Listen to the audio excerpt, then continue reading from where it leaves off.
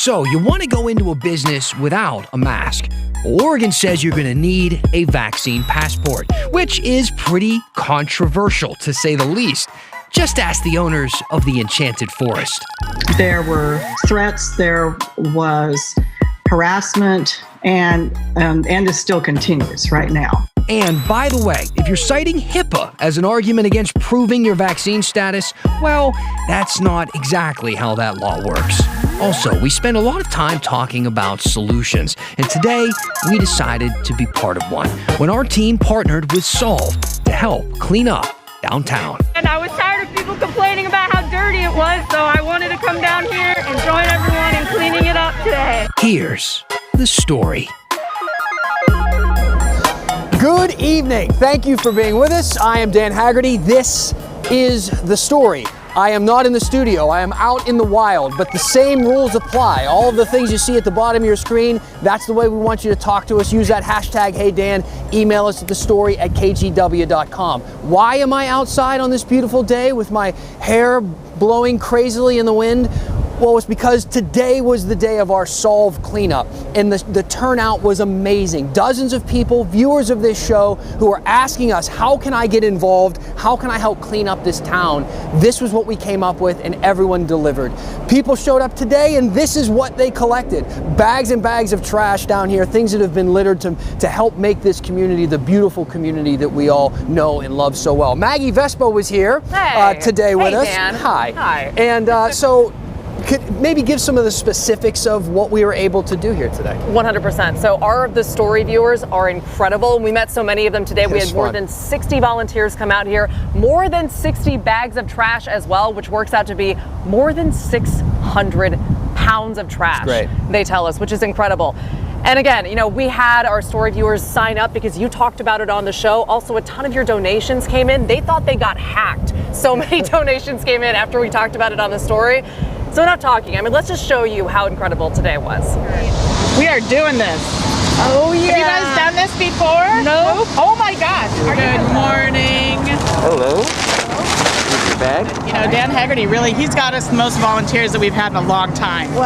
We knew the Story viewers loved a challenge. Whenever Dan calls, I show up. So we knew you cared about your city. Dan, Dan the man, he's my guy. Yeah. But seeing volunteer after volunteer line up on a chilly weekday morning to pick up trash blew us away. I saw this on the news, and I was tired of people complaining about how dirty it was, so I wanted to come down here and join everyone in cleaning it up today. Our team joined in too, including The Story's executive producer. We've gotten a huge response from the community. To make Wednesday's cleanup happen, There's definitely trash underneath these bridges as well that you want to keep an eye out for. we coordinated with Solve, a seasoned veteran of volunteer cleanups. We had been talking with Solve, and I'd been seeing the amazing work they're doing, and it matched up, but they did this, not us.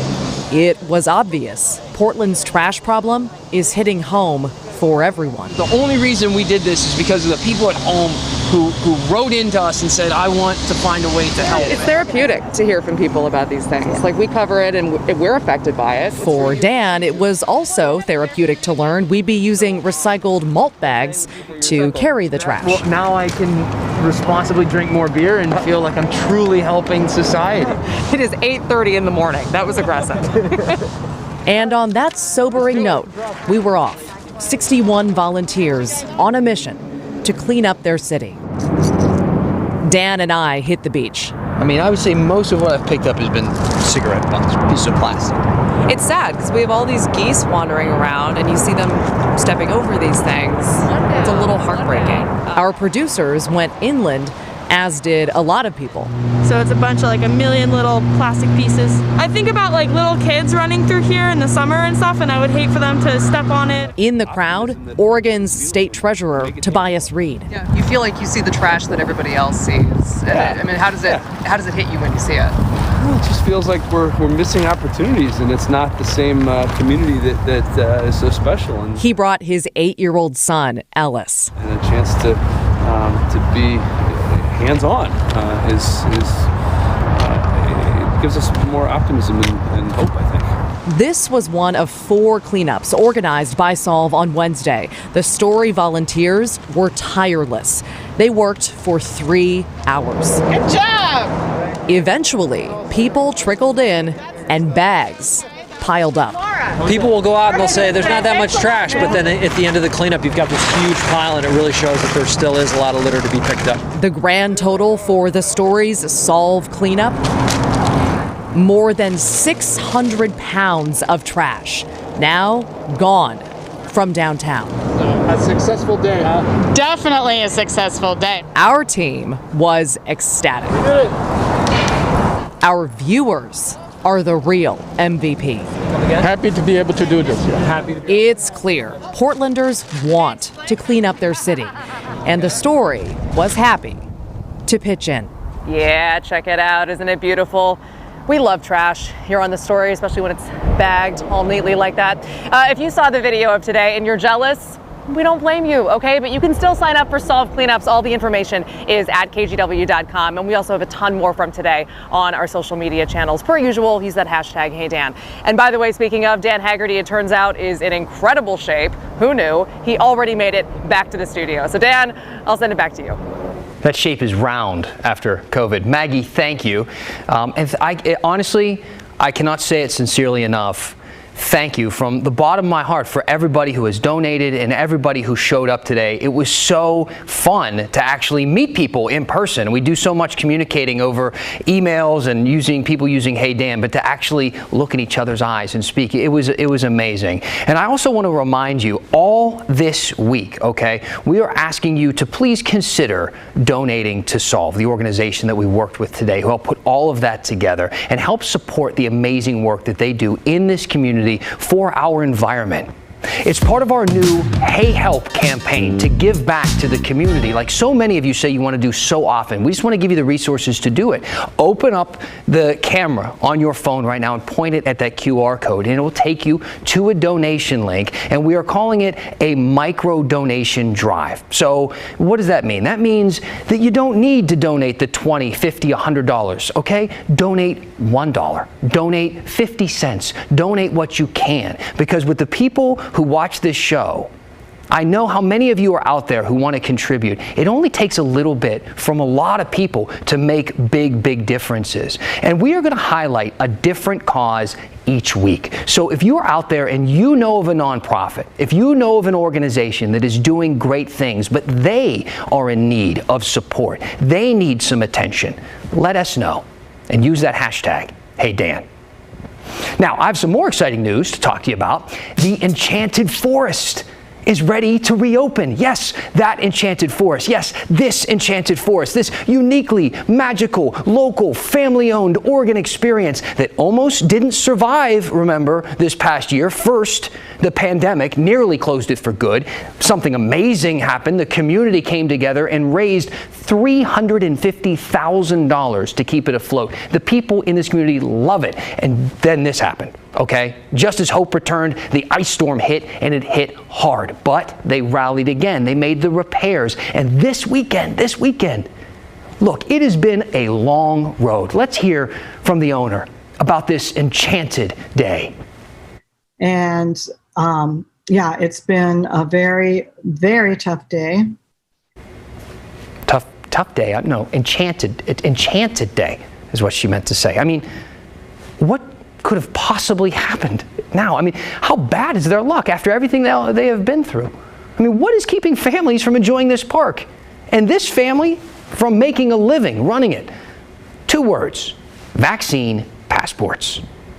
We were ecstatic that we were finally to this point. We posted yesterday that we were reopening, and our COVID guidelines just saw it as an invasion of their rights. There were threats, there was harassment, and this still continues right now. We just don't feel we can safely open. Okay, first of all, I do know this is a very complex issue. I get that. You are allowed to have an opinion on it. I encourage you to have an opinion on it, an educated opinion. But if you're the kind of person who is sending threats to a family-run theme park catered to 4-year-olds, It's time for a good long hard look at anything that has a reflection, perhaps the eyes of a partner or friend or family member. Talk it out. Because taking the time to threaten the people who brought us the Kitty Frog Hopper and the Tiny Toon train is a lot. It's time for an intervention. You are officially a lot. But the topic is important, and I understand that. The owners, they wanted people to have a mask-free option at the park, so they planned to require vaccine cards if you wanted to lose the mask, and people went crazy. Look, they weren't even saying that unvaccinated people weren't allowed to come in. You could still come in, but if you didn't show the card, you had to wear the mask. Now keep in mind, this all happened before Tuesday's update from the state health officials that all people, vaccinated or not, can go mask-free outdoors. But that's not really the point of this report. I'm focused on the backlash, on the threats, on the fact that business owners were so spooked they decided to stay closed. We have talked about this topic a lot on the show. We've talked about the complications of these vaccine passports. We've talked about the mixed messaging from state and health officials in the state and how that's complicated things. And we've talked about the potential legal issues that do surround businesses trying to use these things. And now we get to talk about the backlash for businesses who do think that they're a good idea. I also want to talk about a common email and misconception that we get on this topic. Joni asked, she said, "Hey Dan, I think showing your vaccine card to enter a business is a violation of the HIPAA laws. I haven't seen any news addressing this. Am I wrong in this thinking, in my thinking here?" And I am sorry to say you are, actually. I know that this is kind of confusing for a lot of people. We've been getting tons of emails, so don't feel bad about it in that way, but you are incorrect. In short, it's because you are allowed to choose whether to disclose your own healthcare information to people. HIPAA only keeps certain other people from disclosing your information. Let's start by taking a look at what HIPAA actually is. HIPAA stands for Health Insurance Portability and Accountability Act. It was created in 1996 to protect sensitive patient health information from being disclosed without consent or knowledge.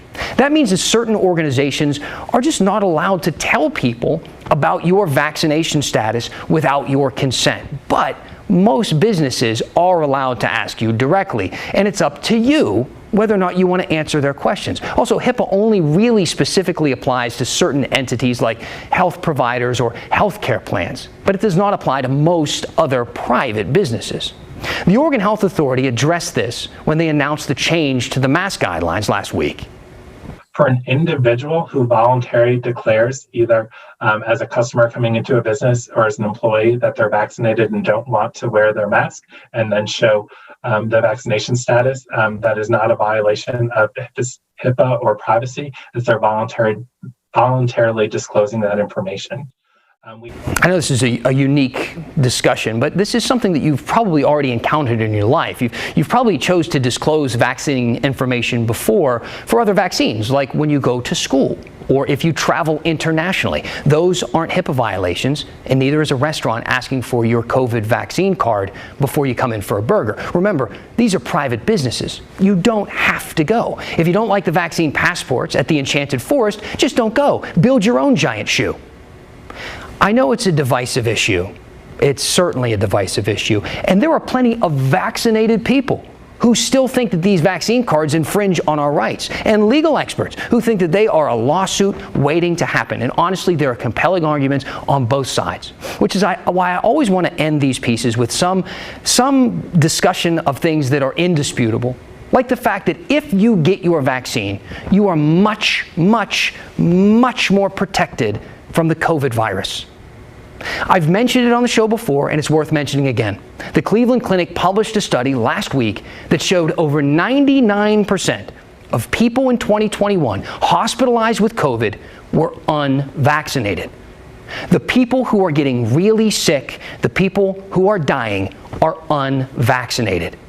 Don't do it for a vaccine card. Don't do it so you can pop off your mask at the Enchanted Forest. Do it because of statistics like that, because those are really not that complicated. So, On that note, why don't we count some vaccines? We like to do this each and every day. More than 2,097,000 Oregonians have gotten at least their first dose. And that works out to be a pretty big number, 60% almost of this state's population. We're looking to get to that 70% mark, remember, of people with at least one shot, people who are 16 and older. In Washington, more than 3.63 million people have gotten at least their first dose. That works out to be about 59% of the state's population, 16 and older. Both states, again, trying to hit 70% of the population in order to fully reopen. Our local school board races were pretty contentious, to put it mildly. So let's take a look at how some of the more controversial candidates fared in last night's election. And one of our favorite topics was on the ballot in a bunch of counties last night. Yep, we're going to talk about Greater Idaho again. Yeah, when the story continues.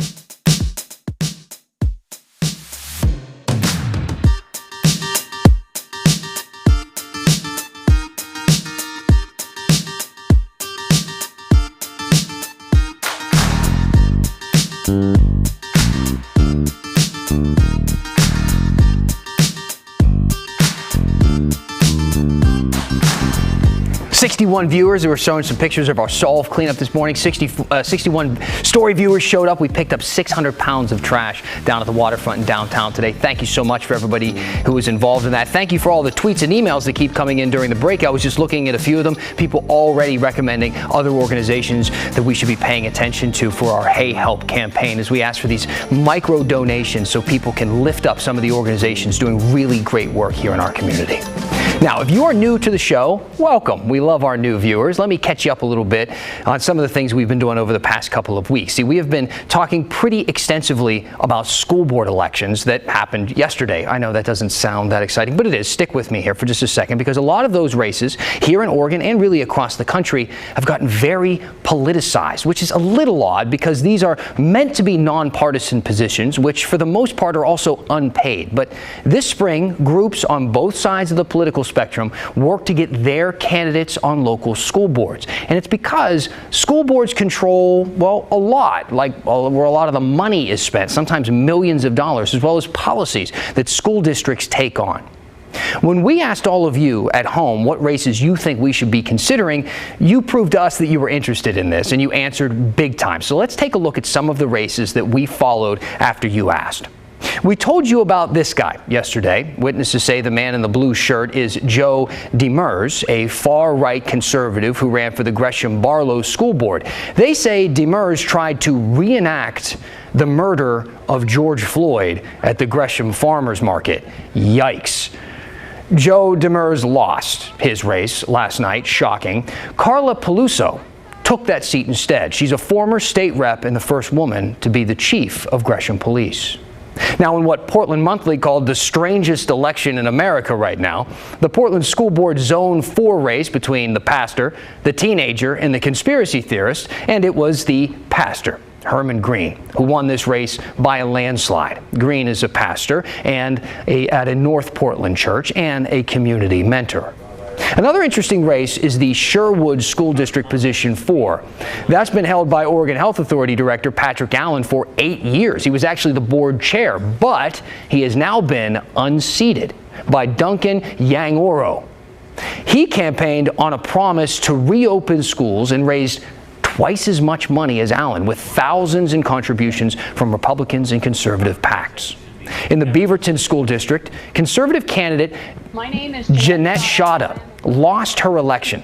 Okay, you might remember her as talking about some of her issues that she had with critical race theory in schools. She opposed it big time, and her campaign drew some controversy and people with rifles to the district headquarters at one point. But let's take a closer look at who did win the school board race in Beaverton, because 3 of the newly elected members in Beaverton are women of color. Here's Christine Pitawanich. 4 positions were up for grabs on the Beaverton School Board. 1 person was re-elected, but there are now 3 newcomers. Yugana Anyanaya, Sunita Garg, and Dr. Karen Perez de Silva, all women of color. We're in this amazing position right now in the Beaverton School District. We have 3 highly qualified women of color. We have, a experienced CPA in Sunita.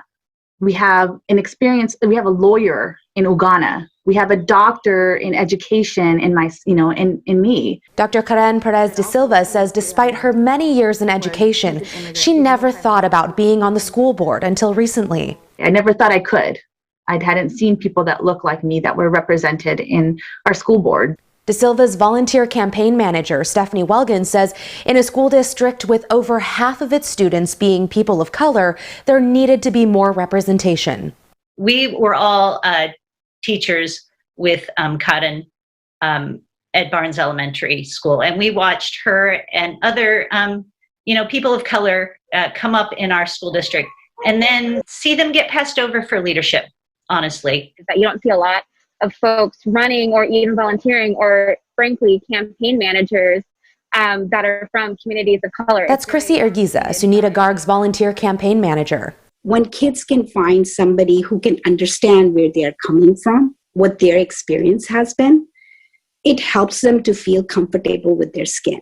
Beaverton City Councilor Nadia Hassan says there is now more representation than ever in Washington County, especially after the November 2020 election. We actually voted 6 different people of color that had run for office, all highly qualified, all highly intelligent. All in one of Oregon's most diverse counties. These women hope to pave the way for others so their communities have a voice.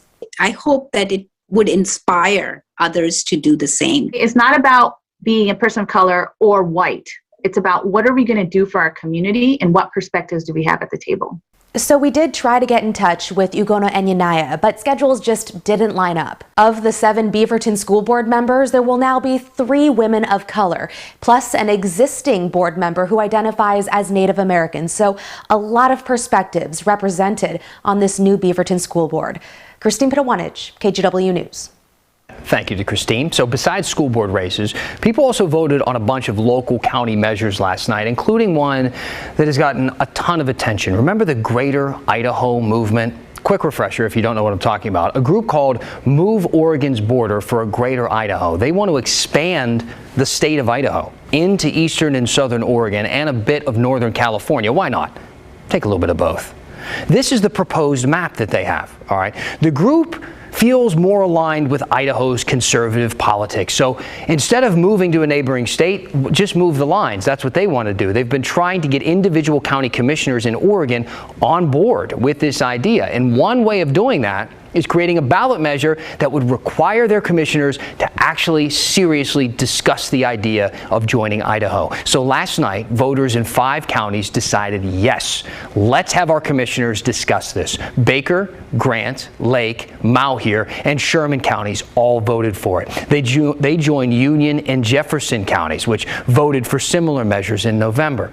So does this mean the borders are changing anytime soon? No, I think it's more of a theoretical thing. I think they're trying to make a point. But if you want to talk specifically about the borders, no.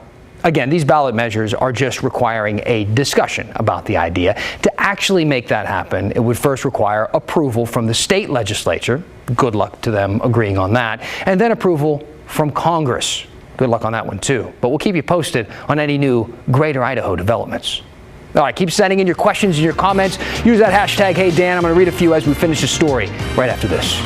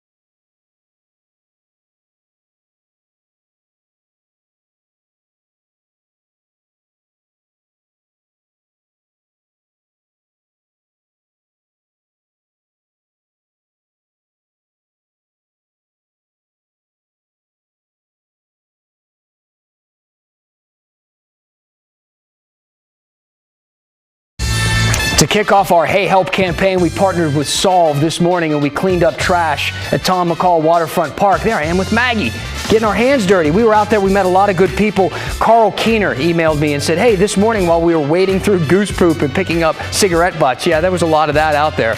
Carl said, Dan, it was a pleasure to meet you. It was a pleasure to meet you too. It was a pleasure to meet all 61 people who watched this show and asked us for ways to get involved. And I know a lot of other people wanted to get involved too, but it was a Wednesday morning at 9:30 a.m. It's not the most convenient time for people who have jobs during that hour and stuff like that. But we're going to come up with other ways to get involved. Please look on our website, follow us on social media, and we want to give you ways to donate time, money, resources, anything like that to the great organizations in this community. And this week we are concentrating on Solve. So look them up, research them, donate if you'd like. They're doing great work. Talking about the trash, Barry said, what do they do with all the trash bags? Solve takes care of that. They had a team of people show up, throw it in the back of trucks, and they get it to the landfill or wherever it needs to go. And Dick wrote in and said, I watch your show every night. You're starting to get good. Keep it up. Time. It's just time and repetition, and maybe just, you're getting used to the stuff that I do when I mess up, stumble over my words. You're used to that now. It's just white noise. Talking about vaccine passports before we go, Larlene wrote in and said, in light of the conversation around needing to prove your vaccination status, what do you do if you've lost your vaccine card? It's a great question. I don't know. I think because you remember, you get the vaccine, they just kind of fill it out real quick and say, here you go on your way. I'm sure there is a database of people who have their vaccine. Probably a way to get it, but so a little person in my ear just told me you get it from the state immunization records. So it is possible if you lose your card to replace it. But if you have questions like that, let me know. The voice in my ear will always give me the right answer. That's the story for tonight. See you back here tomorrow.